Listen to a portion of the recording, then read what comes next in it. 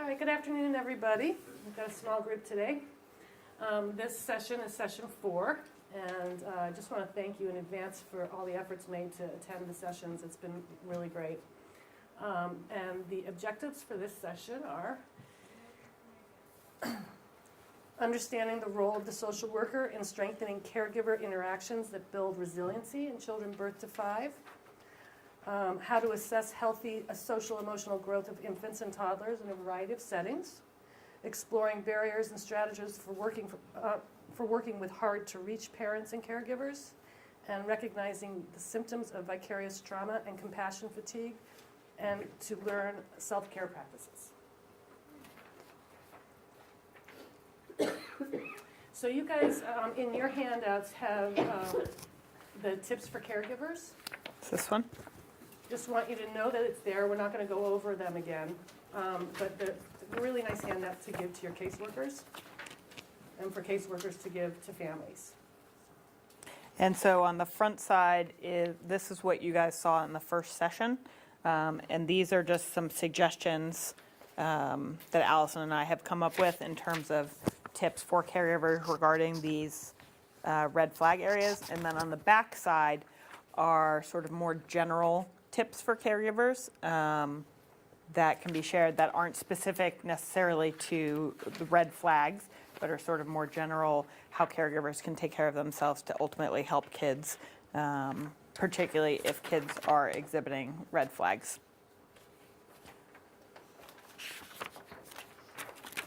So we thought we'd start with a couple of vignettes. I'm going to use 2, Sarah. We want you guys to take a look at the vignette. One of you can read it out loud to the others. And did you hand out the questions? No. Brainstorm and talk it over with each other with the notion So these of are, and then I've got these questions. and here you go. And these are the questions. So why don't we start with you guys, and you can read your scenario and then respond to that. Okay, we have David. He's very cute. He's 21 months old, plays with his grandma through DCF at 11 months. He was removed from his parents due to domestic violence, and in one instance led to a broken arm for David. He's a smart boy, already knows his colors and the letter D. He's easily upset, frequently cries in tantrums. When asked by grandmother to do something, he resists and sometimes will try to bite or hit her. Nap time is the worst. He cries, screams, and throws his clothes, including shoes, off and then out of his crib. Overall, the grandmother reports that things are going really well, and she believes that David is upset because he wants to go back to his parents. She feels that his parents are ready to have David back. So what thoughts do you have about this child? So our first thoughts were that he's obviously has some type of attachment to grandmother. His primary attachment, he's been with her since he was 11 months. And then some of those behaviors are typical for a 21-month-old child. So maybe we need a little bit more information about how he responds to grandma's nurturing, if she comes to soothe him when he's acting that way, or how he responds to the redirection. Is he in daycare? What's the structure of grandma's? What are the other factors into his situation? Any red flags? Red flags. The red flag was that grandma thinks that he's upset because he wants to go back to his parents. So just understanding that those aren't the same thing. And also trying to tease out, like, what is a result of trauma and having his arm broken, the separation from parents, and Right. what could be expected of a kid who struggles around transitions and nap times and bedtimes and things like that. A red flag for me was grandma. Is she thinking that he's ready to go back because she's overwhelmed? Or is she really thinking that he's ready to go back? And is it really about him being ready to go back, or is it about the parents being ready to go back? And have they worked on their attachment and relationship with David enough to help him deal with the trauma of the domestic violence and the broken arm that happened while he was in their care. And yeah. And what approach would you take to helping this child on a daily basis?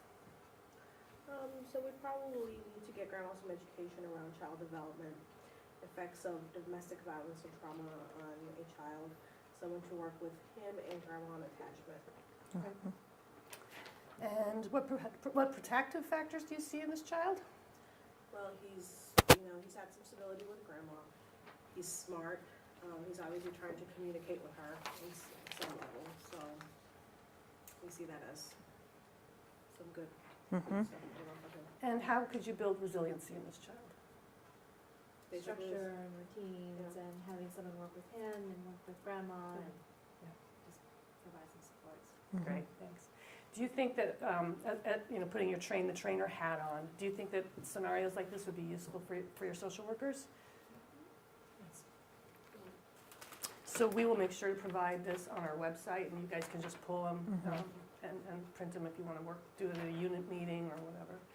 And I think it's sometimes helpful for workers, because cases can be so overwhelming just with all the different aspects and all the high emotions that are involved in DCF cases. Sometimes it's a little bit easier, I think, for workers to break it down into specific categories so then they're dealing with certain components of a case rather than the whole case, which is a lot to deal with. So if you look at red flags, you look at the strengths, you look at the things that need improvement.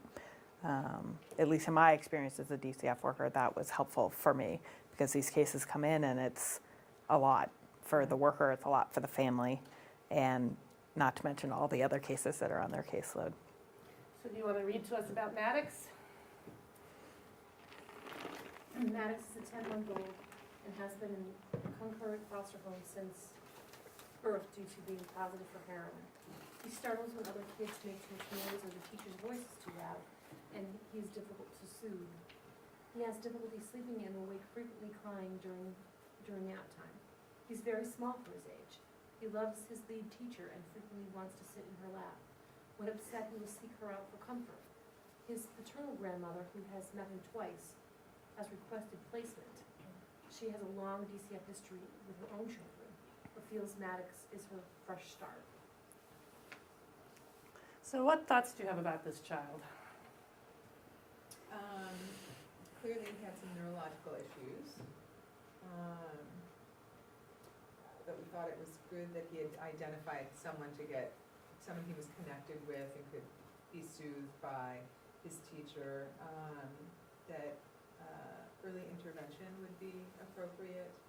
And we had a lot of questions about kind of grandma's, just everything about grandma, kind of what's her motivation in 10 months, how come she hasn't seen the baby more, what is her specific history, recommended a home study first, visitation and observing the visitation to see how they're interacting and really kind of checking out how open she is to education, because clearly this is a kiddo that's going to need some special support and services, and also what's her relationship to the parents. Right. Can you guys talk a little bit more about neurological issues? The startle, the waking, I think he also was waking during naps, difficulty with transitions, And soothing. and soothing, right. Yep. And with the early intervention services, I think that's really great, because a lot of people miss the neurological sensory stuff. Don't they say when kids are born drug addicted, they might not be premature, but you can assume they're immature, Yeah. and their development is a little slowed down Disrupted, by- Yeah, it's disrupted and by particularly that. heroin, you get really bad withdrawals traditionally, and it does affect their brain chemistry. Right. The good thing, though, is in a stable, supportive environment, they recover. But things like the startle reflex to the loud noises and things like that is really, you see that a lot in kids that have been exposed to Yeah, we saw heroin that a lot, prenatally.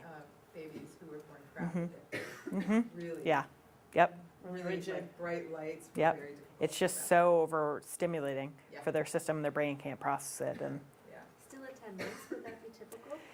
At 10 months, you would expect that you would see a waning in any kind of withdrawal symptoms, but it can lead to other sensory issues. So it probably at that point wouldn't be termed withdrawal symptoms, although I have seen a kid at 9 months that still had withdrawal, but that was very unusual. Most kids kind of grow out of the withdrawal stuff before 6 months, before 6 months. It would be more likely that everything that happened, including the withdrawal, kicked off some neurological issues that are continuing and ongoing.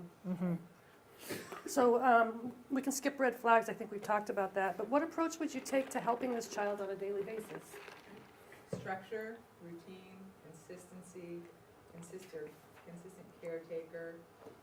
If there was gonna be a change in the caretaker, it would have to be really very planful and very careful.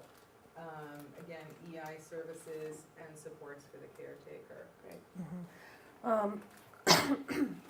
I wonder too, and I don't know what your position would be on this, but would you take into consideration his attachment in his concurrent foster placement setting when you're considering whether or not you would transition him? Let's say grandma turns out like she's really cleaned up her act and she's got it together, and seems like she might really be a viable home.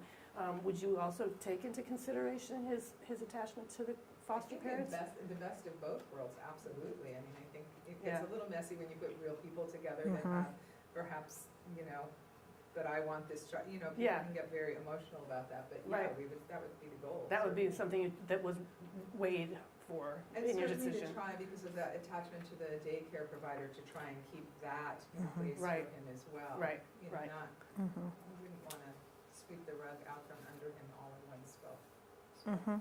Great. Bell swoop. Right. And what protective factors do you see in this child? That he does have, that he is able to attach and engage and has this teacher that he's attached to and will seek her out for comfort. Yeah. That he is able to soothe.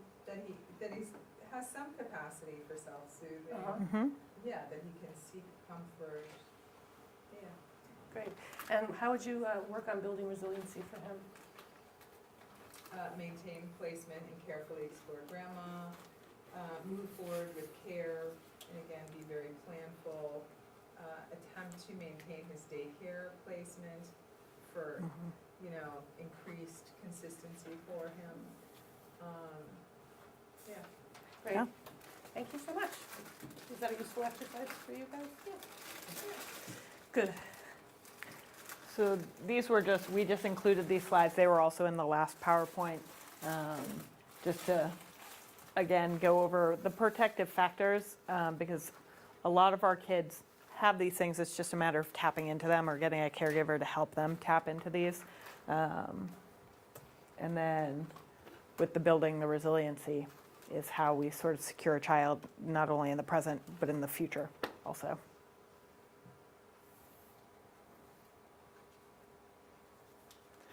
This was also included, I think, in 2 of our other sessions, correct?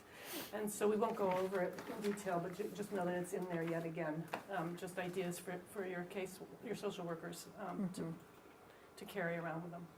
And, I know it may seem like some of the slides are repeating, but the reason that we've chosen to include these last 3 slides in this one too is because they're really important. And sometimes I think we know intellectually this is really important stuff, routine, consistency, structure, and we say it all, but then it's really hard to help caregivers to implement that in their household or in their involvement with the child. And so, it's just something to stop and think about sometimes too. We know what best practice is, but how can we actually apply it on a day-to-day basis in a case-by-case situation? Okay, so we're going to talk a little bit about best practices in home visits and visitation, placement, transitions. And I just want to qualify it by saying you guys are the ones in the field and you know more about best practice and what should be happening on the cases than anybody else that's out there. So these are just some thoughts that I had, but just take it with a grain of salt that, it's not some kind of, written in stone, this must be best practice, because it's not. And what I'd like to do actually is talk with you guys about what best practice looks like in the Greenfield DCF office, and then sort of looking at the thoughts that I had on it also. So home visits are a snapshot of how the child's doing with their current caregiver during that visit, but it also can provide an indication of how the child's going to be doing in the future. So around social emotional development, if you go into a home where you feel a foster parent is not engaging adequately with the child, that informs how that child's doing in that moment, but it's also going to have a ripple effect for the rest of that child's life. And it's the choice of, do we want to acknowledge this and, this is the best placement we've got?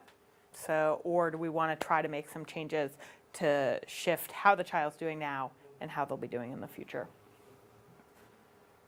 Sarah and I talked a lot about that when we were planning this training, because we know that the social worker has to be in operational mode, thinking about the now. How am I going to keep this kid safe? What's the best options for this child? And so the present is in their face all the time. And so maybe what could happen is that they lose sight about thinking about the future, because they have to be in the now. And that, I think Allison's right, that's where the government is coming down on DCF workers around keep that kid safe. You don't want a child to die. I think every social worker's worst nightmare is to have a child on their caseload die, and sort of the scrutiny that then they are under. And so I think as a culture within DCF, it's hard to get away from just looking in the moment at the safety. But it's also, the reality is once DCF becomes involved with a child, DCF as an agency holds some responsibility for the future of that child also. And that's a lot of pressure on individual social workers and supervisors. But it's, there are other community members that can assist the social worker with that responsibility. Yes, I understand it that DCF social workers ultimately hold that responsibility around the safety and the risk for that child. But, with a high quality childcare setting, those teachers can assist the social workers in providing sort of best practice for that child. It doesn't have to all be on the social worker. And I think that's an important thing to remind. At least when I was a DTF worker, my supervisor used to remind me of this all the time. It's not just you. You're not holding the whole weight of this case, because nobody can sustain that. And so then the choice is you either become burned out and you put up a wall and stop engaging, or you have to leave the practice. And most people come into this because they actually want to work with families and help families. And it's sort of helping them to sort of draw on the other people that are involved with this child to sort of spread out some of the pressure and the weight of being responsible for the present moment for this child and the future of this child. So for home visits, does anybody feel enthusiastic enough to talk about sort of what they see as best practice or what a home visit looks like within DCF?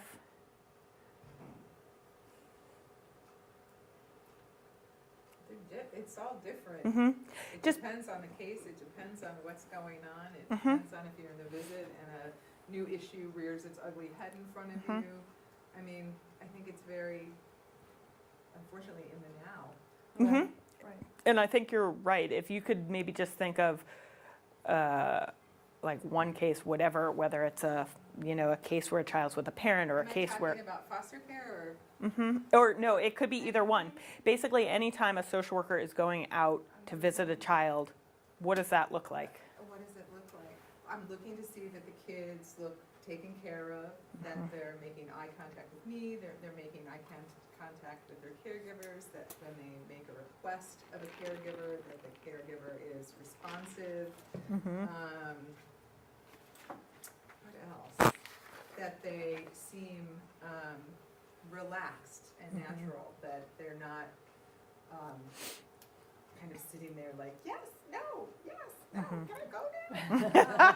What if they are like that, then I'm trying to figure out how I get to kind of work with that and figure out what's going on with them.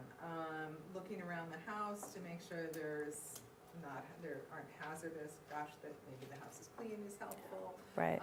Wanting to know kind of how their day is, how that's going for them, if they're in school or daycare, how that's going. Wanting to suss out the parents to see if they're feeling overwhelmed. If they are overwhelmed, dealing with that, just really, kind of basic stuff. But it's Well, pretty that's global. funny that you say that it's basic stuff, because there are definitely people who don't think about that. Like there was, I used to, for those of you who already know this, I apologize. When I was a DCF worker, I was in California, and there was a lawsuit in LA County because basically workers were driving by, calling the foster parent, having the kid come out to the car, the kid's still breathing, and then they continue on. A real drive-by, and a lot of that had to do with the caseloads and all sorts of other features. But you say that that's sort of standard home visit practice for you, but I think it's important to remember that that's skills that you've learned while either from a supervisor or from being in the field or through schooling or training. And so newer workers may not necessarily have that skill set yet. I've had a lot of interns throughout the years, and most of them don't know really what to look for on a home visit. And, there are some basic things that everybody, is the kid clean? Great. But it's sort of the more subtle things, and particularly for infants. Infant visits tend to be a lot shorter, because they're not going to sit up and be like, so today at school, I colored with my fingers. Infants lay there, and half the time they're asleep. And so it's the real subtleties, like the eye contact and the engagement, that you really sort of want to be looking for to make sure that that relationship is going okay. And that's the indication of how the child is ultimately doing. Does anybody else have thoughts on home visits? Who else is in the home? That's the Mhm. Yep. If there's a lot of friends around, Yeah. who are they? Yep. Yeah. So we included a tool in your packets called the SCSC, and it's a interview tool for anyone in the field, including teachers, where the caseworker, if interested, could use it to actually interview the parent or the caregiver, and then score that interview to see if there's anything rising to the top, rising to the surface of concern. And we think it's a great tool. It's quick, it's fast, it's easy, and it might be really helpful for your social workers backing up their own feelings around assessing how things are going in the home. It gives them another concrete tool to take with them. And if you spend enough time with a family and with a child, most of these things, you can answer most of these yourself. Right. But it's a great opportunity to also start with dialogue with the caregiver about, well, this is what I would hope to be seeing in a child this age, or the child may not be doing this because of this trauma that they had, and this is how we can help them to develop this skill.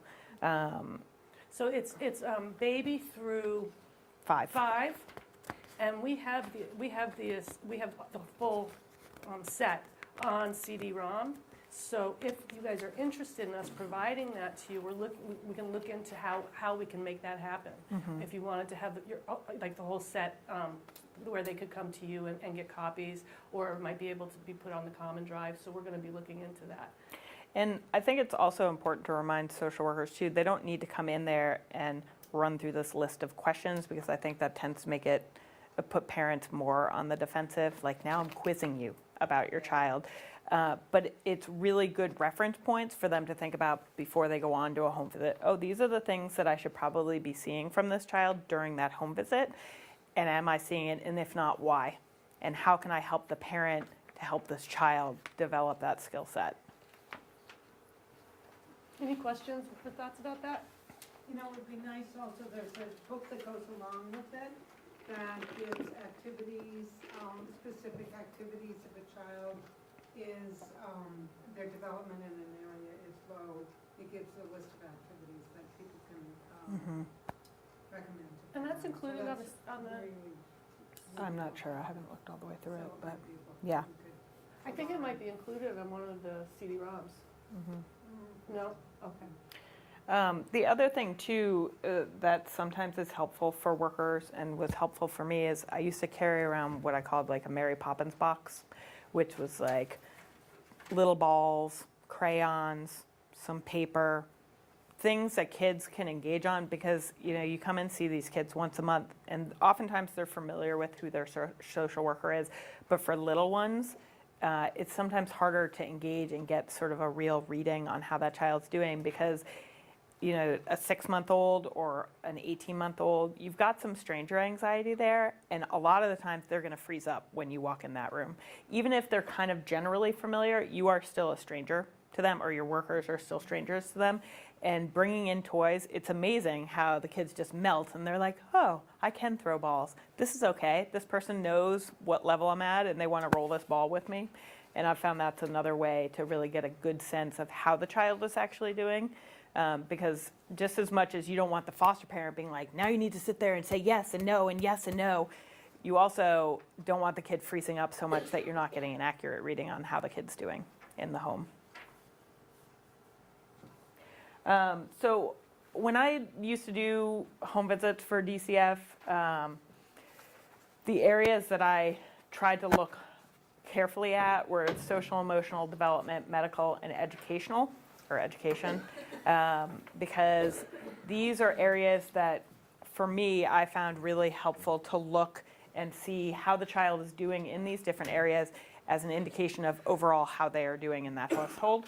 So for social emotional, I feel like we've kind of hammered that to you guys over the last 3 weeks, and using the tools and the different lists and such that we've given to you. And then with development, the same thing. And then medical is general medical, which I know is a requirement of DCF to find out how the kid's doing medically. It's a foster parent bringing them to doctor's appointments. But sometimes I think in home visits, there's so much going on, particularly if you're in a home with a lot of kids, that you kind of forget to ask certain things. And then suddenly 6 months has gone by and you're like, wow, I totally don't know what happened about that medical procedure that child was supposed to have. And this to me was just an easier way. I literally would just have a sheet of paper with 4 quadrants in each of these areas, and I would make sure to ask the foster parent or the parent if I had that kind of dialogue and communication relationship with the parent about these areas, because then for me, I felt like I was covering sort of the basic areas of development for that child to make sure that I felt okay about how the child was doing in the home. Also with the medical piece, and I find myself needing to remind myself of this a lot, is when you're dealing with so many kiddos who have social and emotional concerns and behavioral concerns, it's easy to skip over that part and just go right there.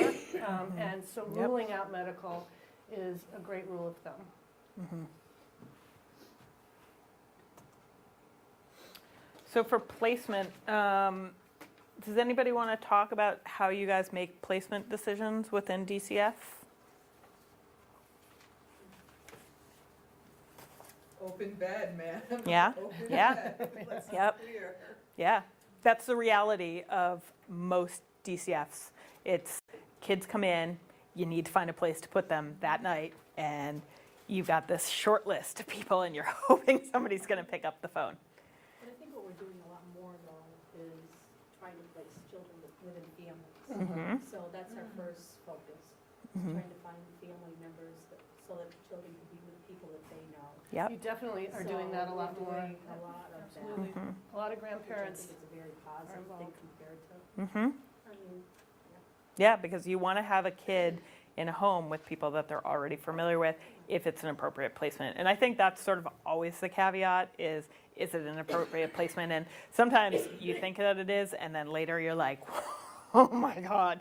But sometimes, it really works. Like, not everybody in the family has a DCF history, or somebody is very functional. There's almost always somebody very functional in a family.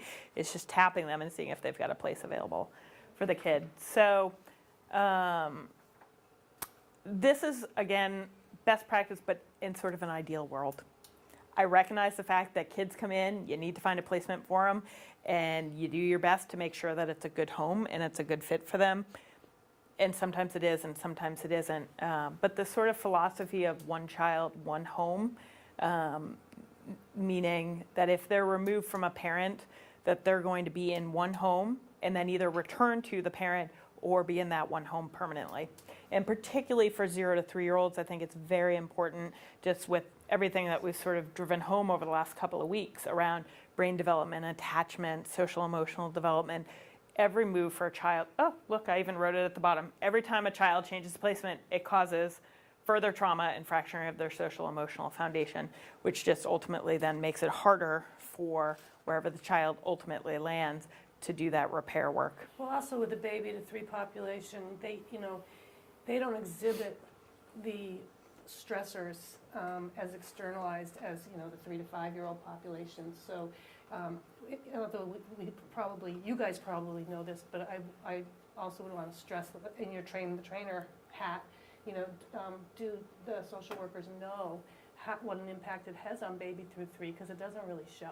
Mm-hmm. Or it requires a different It's more lens subtle. to be able to pick it up. So before placement, in an ideal world, there's an assessment of the goodness of fit, which we went over the last time. You guys remember that scary baby who was like, because the reality is a lot of the kids that are involved with DCF and are removed from their parents have trauma history, behavioral issues, and special needs that sort of the general public doesn't necessarily have. And certain foster parents or relatives are really capable and able to manage that and help that child. And then there are some people who are just not. They're involved with foster care, or they, for other reasons, or a relative who's just trying to do this to keep the kids out of the system, but ultimately they're not able to provide the permanency and stability for the kid. For the 0 to 3s, is this home willing to be a concurrent home? I think that's really important also. I feel very strongly that any child that's removed from a parent should only be placed into a home that's concurrent, because it means less moves for that child. Again, part of that is you have to work within the confines of timing and whatever else you have available. So are they appropriate placement for infants and toddlers? I've met some foster parents who are amazing foster parents for teenagers, and babies are just not their thing. Or I've also met foster parents who only take babies because they think they're the easiest and they pretty much lay around in their crib all day, and so they don't take as much work. And the reality is infants and toddlers are a tremendous amount of work, in some ways more work than teenagers, different work, I should say. And so thinking about, why does this person want an infant or a toddler? And then, of course, disclose a detailed history of the child to the caregiver, because the worst case scenario is the caregiver has no idea what they're getting into, particularly for new foster parents who are very fresh in the system, and they just have these giant hearts, and they're like, give me any baby, I'll just take them all, it's fine. And then they get the kid who's, hoarding food or biting or whatever, and they're like, take this child back, I can't do it. And that's just, difficult and traumatizing for the child, but it's also then you're burning a foster parent who may have been a really great resource, but doesn't necessarily have the skill set at this point to be able to deal with that. So during placement, are the only minimum standards of care being met? You would hope that with foster parents that that's not the case, or relatives, but I have seen that happen, and I'm sure all of you have seen that also. The healthy attachment stuff, it's the caregiver bonding to the child. How does the caregiver respond to the child's cues? This is all sort of the more subtle stuff that we've been talking about. Does the placement seem stable? Most placements that blow, you usually have some warning signs ahead of time, and sometimes you can do something about it and sometimes you can't. But almost, in retrospect, almost always there are some signs that this placement is going to blow, and it's just trying to think of that ahead of time so you can head off the sudden removal of the child to another home. In regards to placement, I just want to say that, as an outsider, getting used to being a social worker and coming upon kids who had multiple placements, I used to get really frustrated. I used to be like, why, and then as I became less green, I found out why. And the question I always say to myself when I start to feel frustrated is, hey, am I offering to be a foster parent? No. You guys have limited resources, and that's a fact. And there are more people like me who need to think about the fact that I'm not stepping up. Right. So just wanted to say that.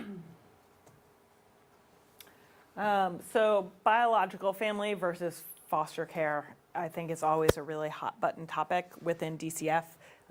It's something I think that social workers battle with on almost every case.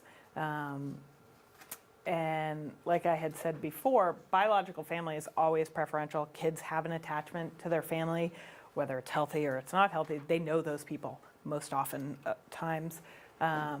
But it's really important to look at that family to see if they're able to provide a healthy, consistent, stable, and permanent environment for the child.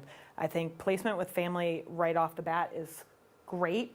But if that person's unwilling to commit permanently to that child and reunification doesn't work, I think then you're in a really tough position where do you want this child to basically be termed a foster child for the next 18 years or however long it is, or are you going to move this child to another placement who's willing to provide permanency? Because again, and I'm sorry that I keep sort of talking about myself as a DCF worker, but I've worked with a lot of families who take placement of their nephews, grandchildren, you know, whoever it is, cousins, and then realize the parents are not pulling it together. And they're like, I did not think this was going to be permanent. I told you I would be a permanent home, but I didn't think this would be permanent, and I'm not willing to make a 15-year commitment to this child. I've raised my kids, and I don't want to raise any more kids. So now you're talking about a loss for that child, not only of family, but now another move too. And with reunification services, you're probably talking 12 months into the case too. So that's just, I think, something to think about. Sometimes we have a knee-jerk reaction that kids must be with biological family, but I think it's important to slow it down just a little bit to think about, is this right for them in the moment, and is this right for them indefinitely if the parents are not able to reunify? And then foster care, obviously if no appropriate families available, my belief is that any child under 3 should be placed into a concurrent home. So you have less moves. Ideally, the parent would be able to pull it together and reunify with that child and eventually leave DCF, and you will never see them again. But sometimes that doesn't happen. And having a child removed from a parent is traumatic, and then to have them move repeatedly after that just furthers the trauma. And then just one quick note about siblings. Siblings, that's the longest relationship a child will ever have in their life. And all effort should be made to place siblings together unless one poses a risk to another where it's just not safe to have them together. Now, again, this is also sort of best practice in a world where there are foster homes who are willing to take 6 kids or 5 kids, and it's hard to place siblings together. But of course, in an ideal world, siblings would be placed together or in foster homes that have regular and ongoing communication Or in foster with homes each that other. have in the same geography Yep. where they could be in childcare together. Yeah, exactly. And also, you know, it's important for siblings to have regular and frequent visitation regardless of what the parent's doing regarding visitation. Because that's also something, you know, the parent drops off and suddenly the sibling visits stop too, because courts are really looking at the parent and less so about the siblings. And I think there's a lot more pressure for social workers to make sure that parent visits go and less pressure around sibling visits. So before we move on, I just wanted to ask you guys for some feedback around this. I mean, what do you think about what we're presenting here? Is this pretty much old hat for you? Is it something that you're kind of like, oh man, well, if we could, we would? Any thoughts about that? I think it kind of feels a little bit like you're preaching to the converted, Mm-hmm. you know? Yeah. Yeah. Yep. This is what we live. Right. Mm-hmm. And I think that's a really great and honest point. And I know none of this is new.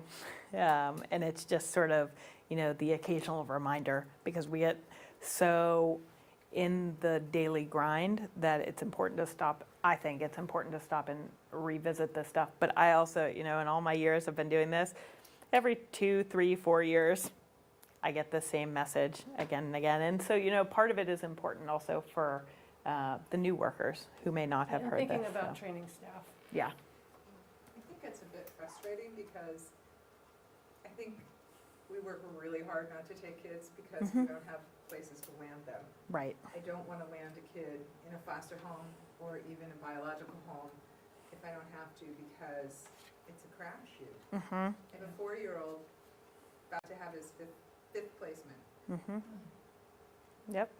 And I wish I could say he could go home. So it's a little frustrating in that, like, so where are the resources? Give us Right. the Right. resources. Right. Right. I think we know what best case Mhm. practice is, but Mm-hmm. we don't How do you have make the that happen? resources to make that happen. So my little 4-year-old is like, Bouncing. Mm-hmm. it's terrible.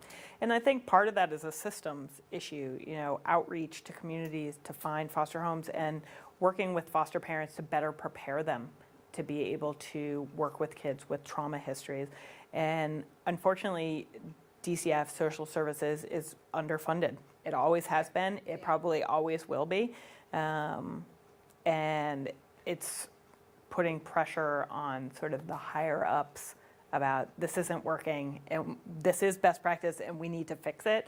But it's really hard to ask social workers or supervisors to do that when they're already up their eyeballs with so many more cases than they probably should have. So, Right, but, and I think, I don't know, all the statistics they're throwing at us all the time about, this is why you need to do, all I Mhm. hear is, you need to do more and more and more. and Yeah. more with the same. yep. But I'm always thinking about, what else can I do to keep this kid in the home? Yeah. Because I know there's no place. Right. Do you- Right. Right. No, I totally. Yeah. And, you know, I mean, the National Association of Social Workers says the average caseload, and I'm not talking about kids either, I'm talking about family, like one family is, one child is one case, whereas I know here, you guys do it by family, so a Right. family is one case, but they say you shouldn't have more than 15 children on your caseload. Which, yeah, exactly. When I read that, I was like, oh, that's a great suggestion. But nobody's going to put the money behind it. And, well, I shouldn't say that. The hope would be eventually somebody will have a light bulb that goes on that's like, oh my God, we should totally fund this organization in a way that would make it viable. And so we work with sort of the minimal resources. And then when people come back and are like, but don't you know about all these horrible outcomes of kids that are in foster care? And I'm like, oh, I do. And when you put the money in there to be able to recruit and train foster parents to be able to support these kids, those research things about how badly kids do will improve. But, you know, everybody focuses on the end result rather than what's happening in the moment. And social workers have to carry that weight and that pressure all the time. So that being said, you know, to Belinda's point, you know, looking at this and thinking about, well, obviously we'd be doing this if we could. Thinking instead, like, this is a menu, you know? And what can I pull from this menu that I might be able to improve on, you know? I think the other thing though is that we are getting a very strong message to place with kin. Yeah. Mhm. Yep. So it's not about, if you have a minimal level of care kin. That's where the kid's going. You're gonna have to go with that, even if you have a kid with highly specialized needs that really needs all these other more Yeah. sophisticated parenting. Right. It's just not, it's not really an option. Right? But then the question again is, we don't, you know, our family resource workers are not equipped to work with those kin at the level they would need to, which almost would be the same as, A you know, family. a stable intact family. Yeah, yeah. Yep. But, so a lot of this in terms of choice or this Right. or that, like, you have to place with Right. kid first, they have the right. Yep. Even your question about attachment, if we didn't take the effort to get that grandmother involved in the first 2 months, it's gonna be seen as our issue. Right. Even if That's she right, may have yep. known about it, it's still gonna be seen as Right. our fault for Right. not getting that done quicker. So the kid will have to go through this, but that's our systems issue. Right. So, you know, that's the other piece of this is, What some what of is it's your like confusing for flexibility? new workers because they don't really have those options. Right. Right. They can't have the right, and we have the responsibility to notify them right off the bat, and Right, that's just where it is. right, right.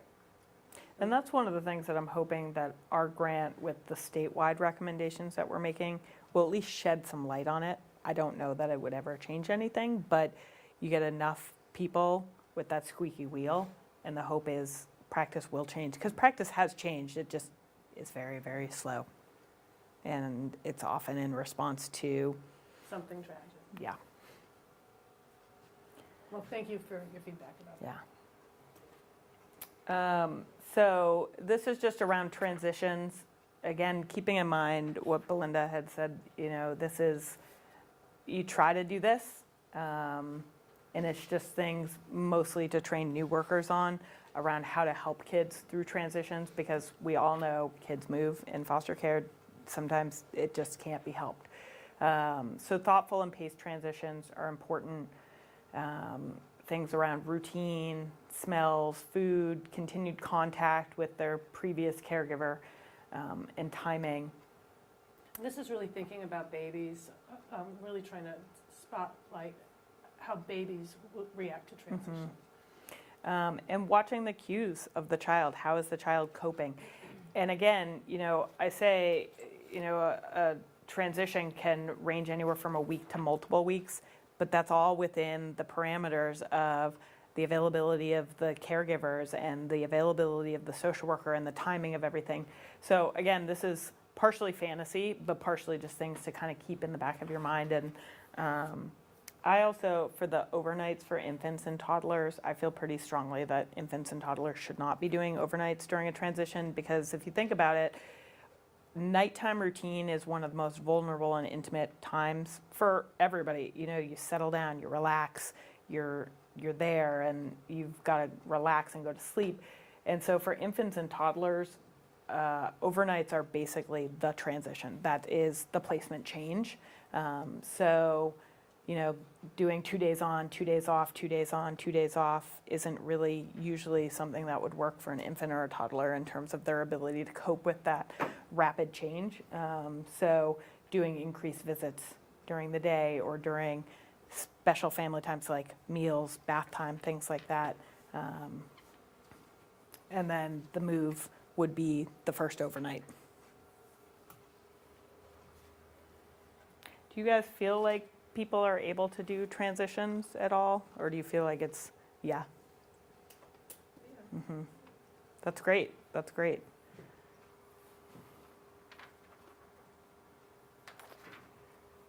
For visitation, again, this is all just ideal. The infants visiting daily or minimum of twice a week, that's like, yeah, exactly. That's like nationwide recommendations for best practice for child welfare. And I remember when I first heard that in a training, and I was like, yeah, who's going to supervise that visit? Because it's not going to be me. And particularly with the caseloads that social workers are asked to carry, it's just not feasible. But like Allison said, it's a menu, and you kind of pick off certain things that you're like, well, maybe I'm going to try to a little on this. try to do this. To wiggle this a little bit more. But it's just important that visitation is fun for kids. They get to see their parents for an hour a week. And sometimes parents are so wrapped up in their case, they're not able to focus on the kid and engaging and having fun. But it's really an opportunity for them to reestablish and maintain their attachment to their parent. And doing that is much easier if they're engaging and having fun and having activities. Ideally, visits would happen outside of DCF, but again, sometimes it's not safe to have that happen. Sometimes it's just not practical to have that happen. But it's also a really great opportunity for social workers to observe the parents and the child and sort of make a determination about how they feel like that relationship is healing since the removal.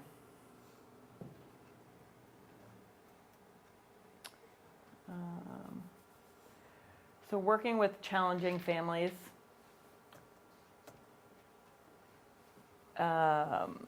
Just to keep in mind, you all know all of this stuff. This is sort of general factors that often come up in the cases that your social workers are involved in.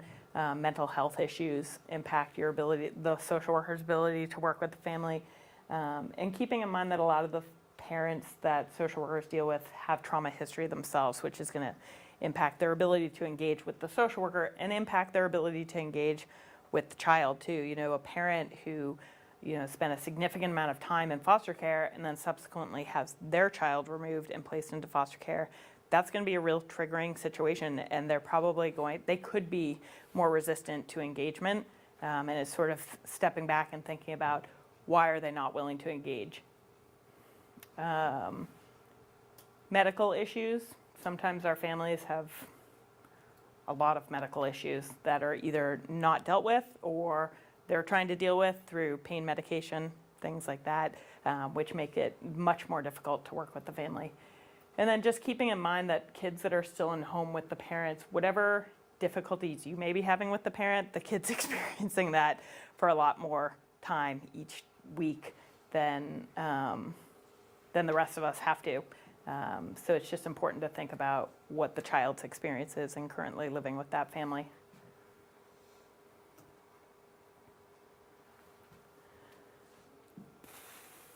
So does anybody want to talk about sort of a difficult family maybe that they've had to work with and how they sort of managed to go through that or get through it with the family and come out onto the other side where the relationship was sort of more functional?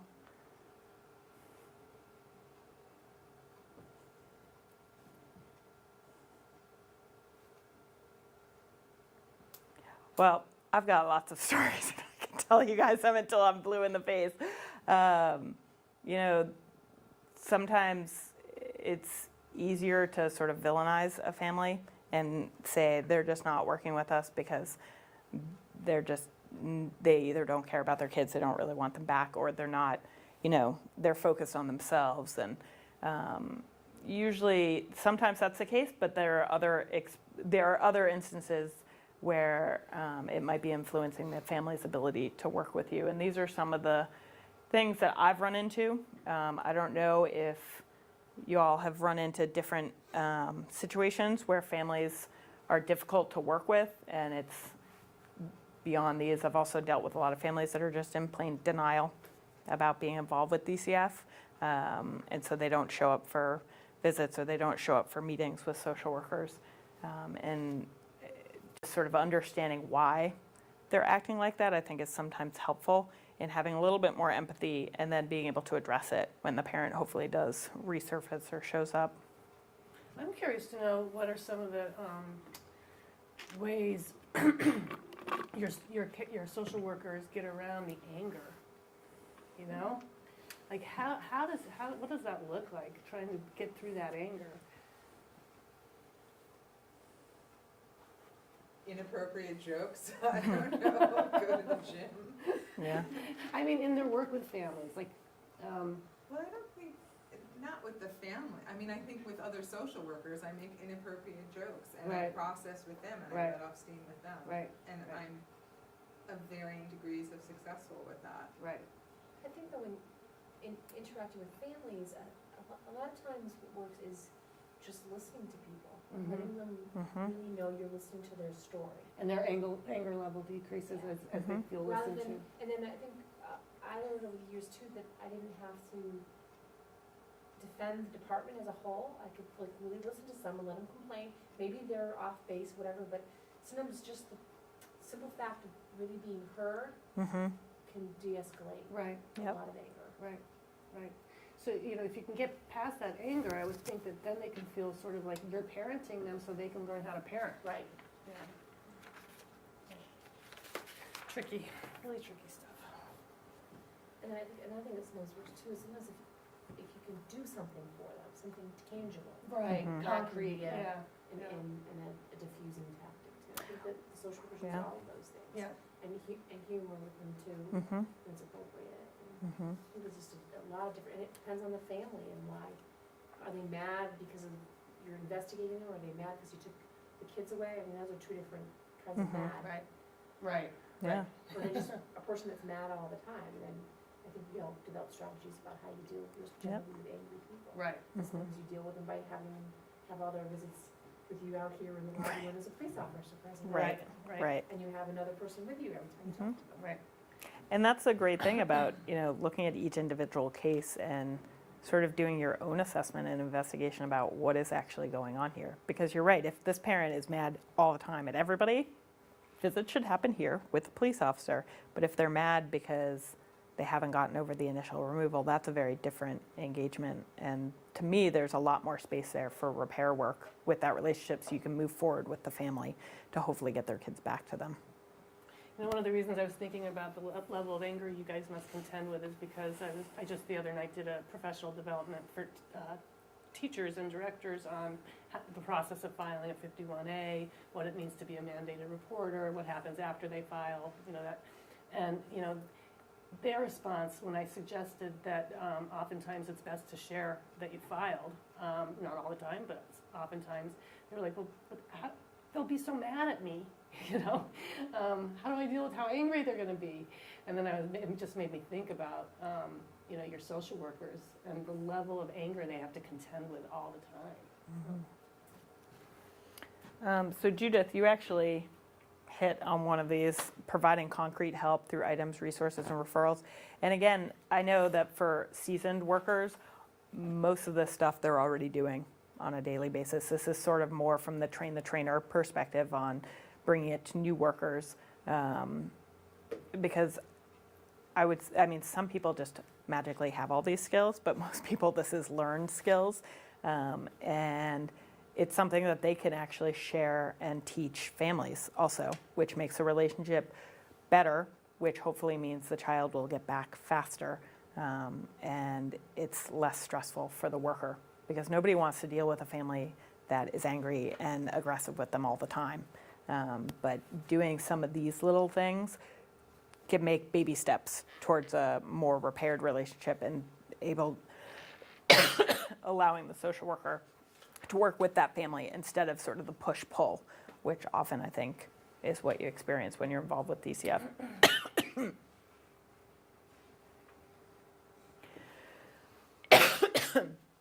So clear communication, being authentic, specific, and immediate praise. Also with the praise, I think sometimes because of the situations that kids are being removed from are so bad, and then there's this whole list of what parents need to do. Sometimes visits can really become about, you need to do this, you're not doing this, you're not doing this, you're not doing this. But it's important to praise people. And because just like social workers or myself, I do much better when people say, you might not be doing this, but you're doing this in a really great way. And then I'm more inclined to want to engage and work on whatever they feel like isn't working. And then keeping your cool. A lot of families that are involved with DCF or any kind of organization that they see as a threat, they want to make you lose your cool, because then they feel more justified in, see, I told you, DCF just wants to steal my baby and place them up for adoption. But your being cool oftentimes will allow them to be cool, which means that you can work together. And when I say you, I'm again talking about it from the trainer perspective with new workers.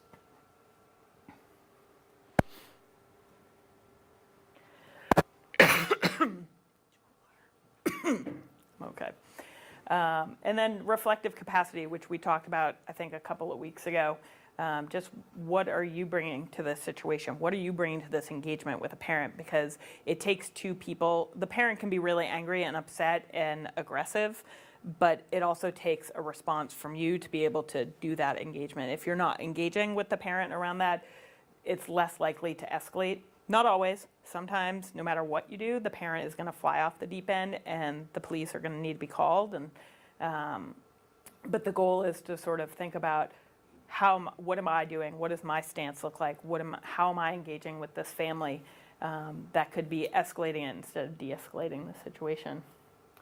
And of course, all of this helps with, if you're able to work with that parent in a functional way, ultimately it's going to help the kid, because then you're modeling for that parent, and also hopefully the parent will be able to work on their case plan more quickly and get that child home. So that's you. So working with early educators, what do they do all day with the kids? These teachers and family child care providers.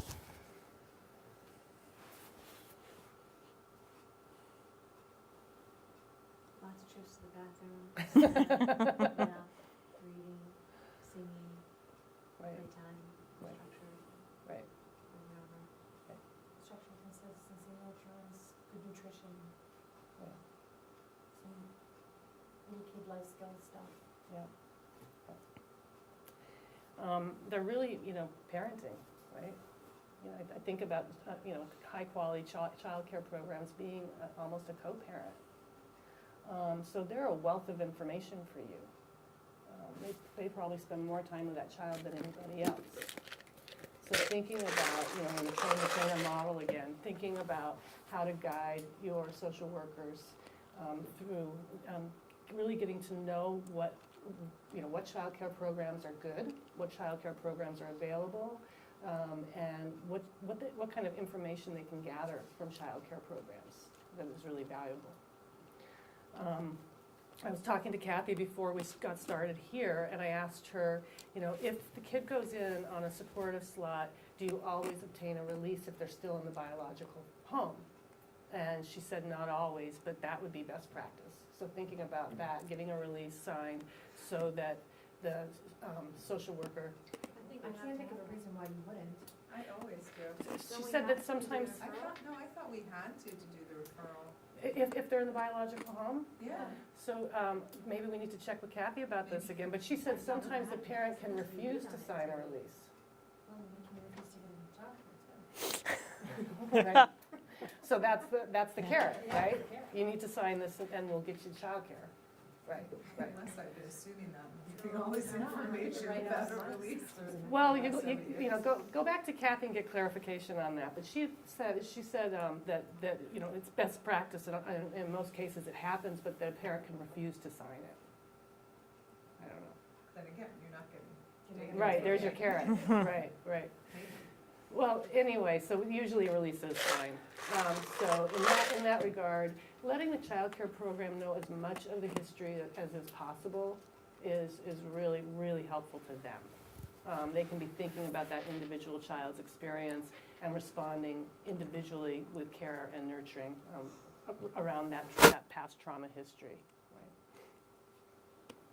But what's the best way to communicate? I think that's really challenging for everybody on both sides. So getting creative, like, does this person respond best by email? I know this person never calls me back, so I'm going to try email. Actually, they like to talk on the phone more, so I'm going to use the phone. So having it be, sort of an individual response to the actual child care provider. And I said the same thing to child care programs. Every social worker is different about how they are best reached. So think about how you're reaching out to these folks and if it's working, and how they can help you in working with the families. I think that there are just a wealth of information in regards to how that child's doing.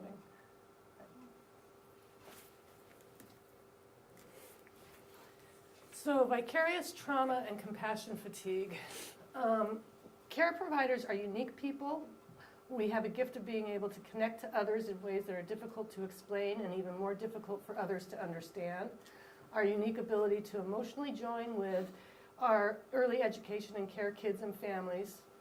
It allows us a near first-hand experience of the inner world. It's perhaps our greatest gift, and it is also our greatest challenge. Because we care so much, we can do some pretty serious damage to ourselves, right? So vicarious trauma is when you experience a profound shift in your worldview due to working with people who have experienced trauma. And compassion fatigue is the inability to react sympathetically to a crisis, disaster, etc., because of overexposure to previous crises, disasters, etc.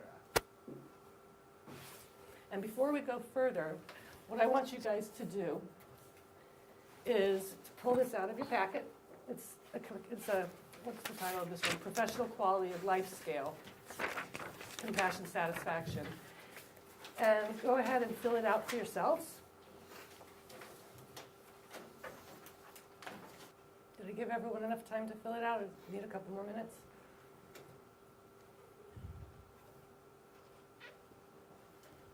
So what this tool is supposed to have, what wasn't included accidentally, was a way to score the checklist for yourself, and we'll be sure to get you that second sheet when we return in a couple weeks. And if anybody's super anxious and needs to know their score today, if you just Google compassion fatigue checklist or survey or the professional quality of life scale, you come up with the link. And you can just open it up and score yourself right there. And we're also going to provide you with some blank copies so that you can give it to your social workers if you think it would be a helpful tool for them.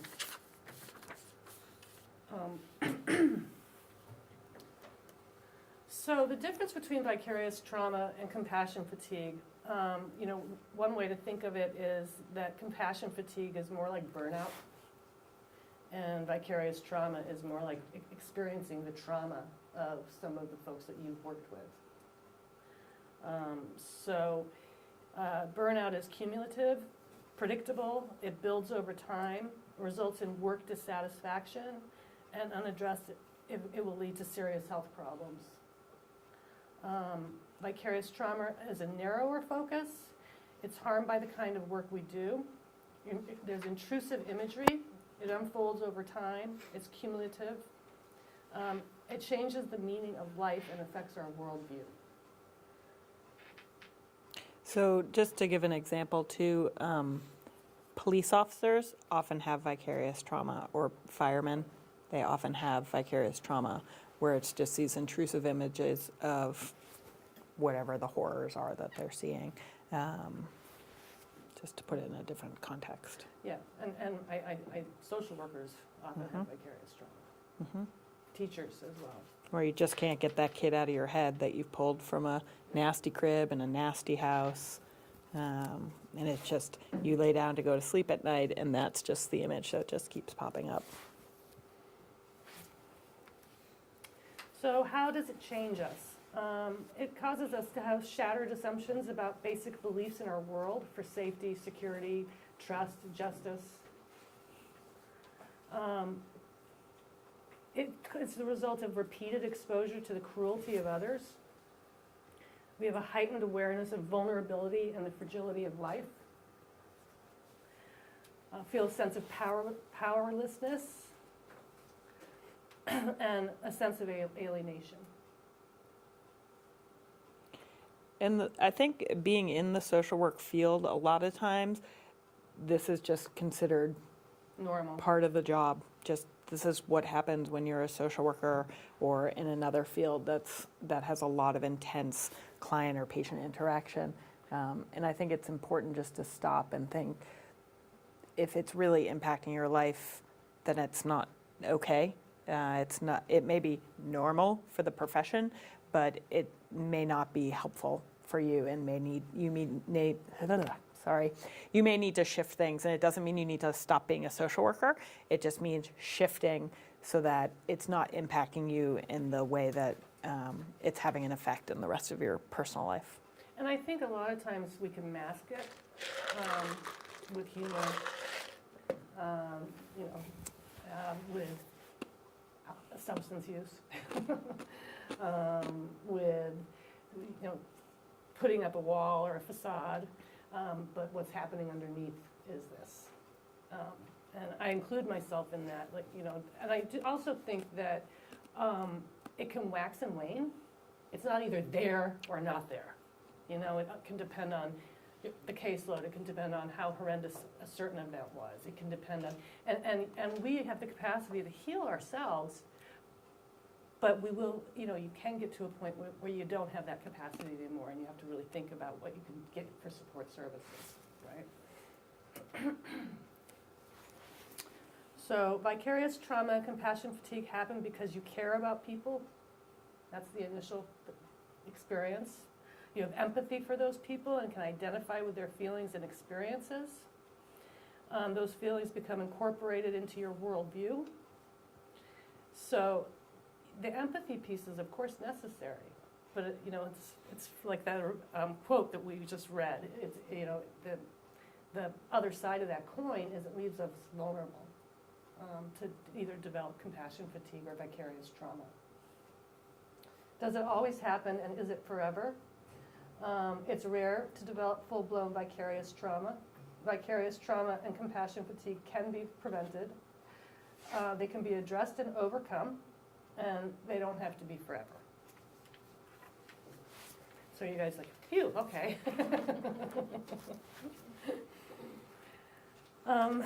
Things you can do to help take care of yourself, which we all know. Oh, you skipped a, Oh, I'm sorry.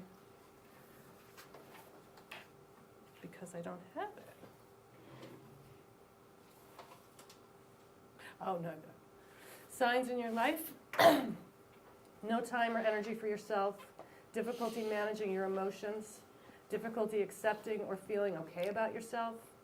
Problems managing the boundaries between yourself and others. Disconnection from loved ones. Physical problems. Difficulty feeling connected to what's going on around you or within you. A loss of meaning and hope, and resentment of coworkers. and individually, I think all of us have experienced a couple of these here and there. It's when you're starting to get a pooling of different signs like this that a little flag should probably go up thinking, what's going on here, and am I taking care of myself while I'm doing all this work, this intense work as a social worker? I know, when I first read that list, I was like, uh-oh. Physical and psychological signs, hyperarousal, repeated thoughts or images, feeling numb, feeling unable to tolerate strong emotions. I would say the opposite is true too. Like, just like feeling like you can tolerate anything. Mm-hmm. Increased sensitivity to violence, or again, increased numbness to violence. Cynicism, generalized despair and hopelessness, loss of idealism. Going back to cynicism, I think a healthy amount of cynicism is good. I think it protects us. It's just if it gets really too in there and too deep. Guilt regarding our own survival and pleasure. Anger, disgust, and fear.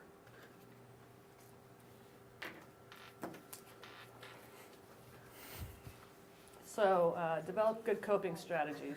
Hmm? I know, just directing to guilt regarding your own survival. That's intense. For surviving. Another one of the things I used to do. A lot of people who have survived a disaster.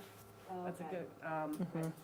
Mhm. Yeah. Have Thinking the of the context art. is just- Yeah, I was like, for our context. job, how Yeah. do we feel guilty for surviving? And another way to look at that too, if it wasn't something like a disaster or a one-time trauma, is saying things to yourself like, gosh, my life is so good. Why did I get it so good? And so you're not really guilty about your own survival, but you're feeling guilty about the positives in your life. So we all know these things, and we all know that we should do them, and we all manage to avoid doing them. So escape, get away from it. Reading books, going to films. Make sure you get enough rest. Engaging activities that make you feel good. Definitely maintaining good quality friendships outside of work, and involvement with family. And then find help. Talk to your supervisor, call EAP, consult with a private therapist or counselor, and that is something that you really should be looking at if you're feeling like the other things that you're working on aren't helping. Often people that are in helping fields think, I need to help everybody else, and don't take the time to stop and think, well, I also need to help myself. But ultimately, you can't help. The mic went off. I think it came off one in the back. Sorry, that's okay. It sounded like it did. Yeah, it did. It wasn't important what I was saying. So you guys, To wear it. I just need to plug you back in. if you feel comfortable sharing, has anyone gone through an experience of either feeling like totally burnt out and Okay. being able to I'll climb just back out pull of it it, or an so it'll experience pop of it feeling again. like you have Okay. compassion fatigue and needed to deal with it? I had an experience when I went I leave to go to graduate school. I didn't realize when I went on that break how burnt out I was. Like I was so caught like in the work and the cycle that I didn't even know how fried I was. Yep. But once I got a chance to step away, especially because I had like a whole year off. It was back when we were able to have those kinds of leaves. Unfortunately, we don't get them anymore like that. But it was like a month into it before I realized Oh, my gosh. Yeah. Mhm. And it was great to have that year off to both learn some new skills, so to enter back with some, and also just to get refreshed like Yeah. that. Mhm. Because the work I did in that time that I was on ed leave didn't come close to the kind of stress and Mhm. strain that social workers deal with on a daily basis in Right. this job. Yeah. Right. It was like a vacation, even Yep. though I was still In school working and, as many hours, mhm. but there just But it's wasn't anywhere different. near the stress. Yeah. I remember, Oh, My bef- first year internship, I worked at a lockup for 14 to 17-year-old boys in Springfield. And I thought I loved it. That's all, I mean, I just thought I loved it. And I realized like maybe 6 months in that it was all I was talking about, you know, to my husband. Was all, I mean, he knew every kid's name. He knew all their personalities. He knew when they were getting out. You know, it was all I talked about. Cocktail parties, it's all I talked about. You know, my sister-in-law is a social worker too. It's all I talked about to her. And I didn't realize until like I just like took a deep breath. I was like, oh, I do love it, but I love it too much. You know, I'm carrying it. I'm taking it everywhere I go, and Mhm. I need to take a good look at that. Or it's going to eat me up. Mhm. Because I think when you're in this culture day in, day out, it is easy to kind of get into the mode of, this is just life. But when you step outside of it, either for school or change of career or something, and then you look back and you're like, whoa, that was a little bit crazy what I was doing there for the last 10 years. And it's amazing that I was able to sustain myself. But we're amazing beings, and we, particularly social workers, I think, rise to the challenge. And they're like, I can take it all, I can do it all. But it's important to remember that it's having an impact on you as a social worker also. So, how do children's traumas impact you on a daily basis? How don't they?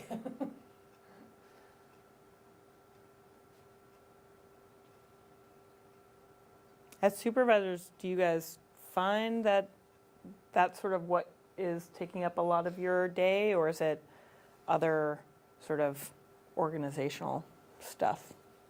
Or is it kind of a mix?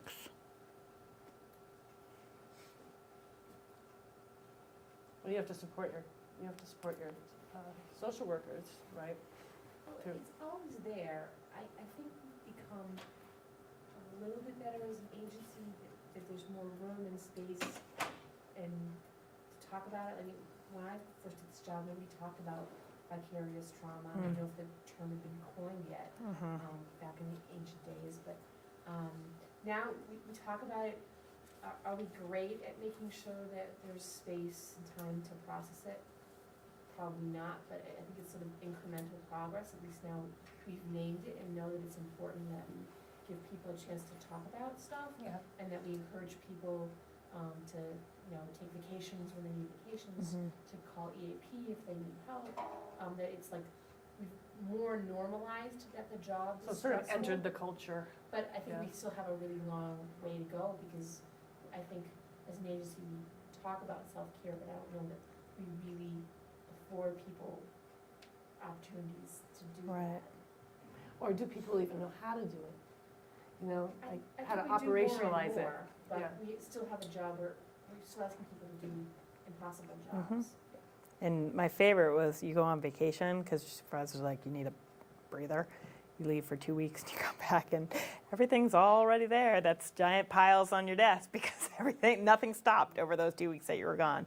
And for me, the stress level coming back from vacation was almost worse than the joy of being on vacation for the 2 weeks.